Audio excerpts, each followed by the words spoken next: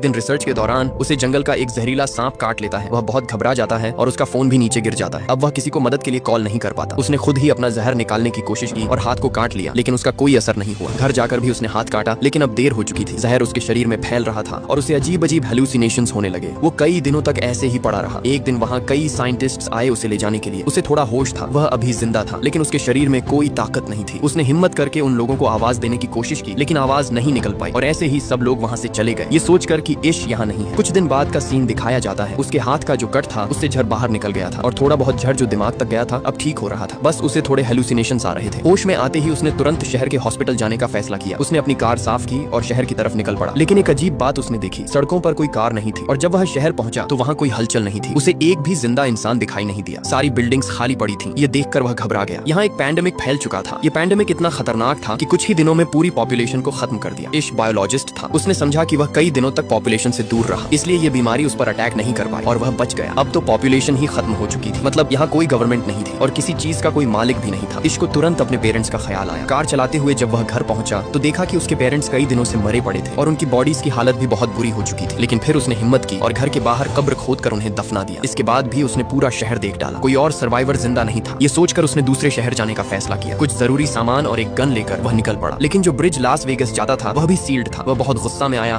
और लंबा रास्ता लिया। जैसे ही वह लास वेगस पहुंचा देखा कि यहाँ भी सब लोग मर चुके थे। मॉल्स, बड़े होटल्स, कैसीनोस सब खाली पड़े थे। थककर वह एक होटल में चला गया। उसने वहाँ रात बिताई और महंगी चीजों का मजा लिया, क्योंकि अब सब चीजें उसके लिए फ्री थी। उसे उम्मीद ही नहीं थी कि अब कोई मिलेगा, लेकिन अगली रात उसे दो लोग मिले। ये दोनों भी बीमारी से बच गए थे। लड़की ने अपनी दुख भरी कहानी सुनाई कि उसने अपने परिवार को वीडियो कॉल पर मरते देखा था और अब उसके लिए जीने की कोई उम्मीद नहीं बची। वो आदमी भी मरना चाहता था, क्योंकि इतनी अकेली दुनिया में जीना उसके लिए नामुमकिन था। उस रात ये लोग भी इश्क के साथ रुक गए, लेकिन सुबह होते ही उन लोगों की नीयत इश्क को खतरनाक लगी। उस आदमी के पास गन थी और वो चाहता था कि तीनों की मौत आसान हो जाए, लेकिन इश्क जीना चाहता था। इसलिए वो उठकर वहाँ से बाहर निकल गया और उसके पीछे उसे गोलियों की आवाज सुनाई दी। मतलब उन्होंने खुदकुशी कर ली थी। ये हादसा उसे और ज्यादा तोड़ गया। अब उसे साफ लग रहा था कि वो दुनिया में अकेला रह गया है। तेज कार चलाते हुए वो घर लौट आया। रास्ते में एक डॉग उसकी कार के सामने आ गया। वो डॉग भी बिल्कुल अकेला था जैसे इश। इश ने उसे अपना बना लिया और उसे जीने की नई उम्मीद मिल गई। इश ने अपनी जिंदगी नए तरीके से शुरू की। सर्वाइवल बुक्स पढ़ने लगा। खाने पीने की कोई कमी नहीं थी। कमाने की अब जरूरत नहीं थी। हर दिन काम करता और टाउन में घूमता इस उम्मीद में कि शायद कोई सर्वाइवर मिल जाए, लेकिन हर दिन मायूस होकर लौट आता। एक दिन जब वो अपने डॉग के साथ खिड़की पर खड़ा चाय पी रहा था, अचानक उसका डॉग भौंकने लगा। उसे एहसास हुआ कि वहाँ कोई इंसान है। दूर एक घर से स्मोक निकल रहा था, मतलब वहाँ कोई इंसान हो सकता है। वो तुरंत कार निकालकर उस घर की तरफ गया जहाँ स्मोक था। खुशकिस्मती से वहाँ एक लड़की थी। उसे देखकर वो लड़की डर गई, लेकिन इश ने उसे यकीन दिलाया कि वो उसे नुकसान पहुंचाने नहीं आया। वो भी अकेला इंसान है और किसी दूसरे सर्वाइवर को ढूंढ रहा है। ये सुनकर लड़की ने उसे अपने घर आने की इजाजत दी। लड़की का नाम एमा था। बातचीत से हमें पता चलता है कि पेंडेमिक को लगभग 1 साल हो चुका है। एमा और इश ने पूरे साल में अपने अलावा कोई सर्वाइवर नहीं देखा। उन्हें बहुत खुशी थी कि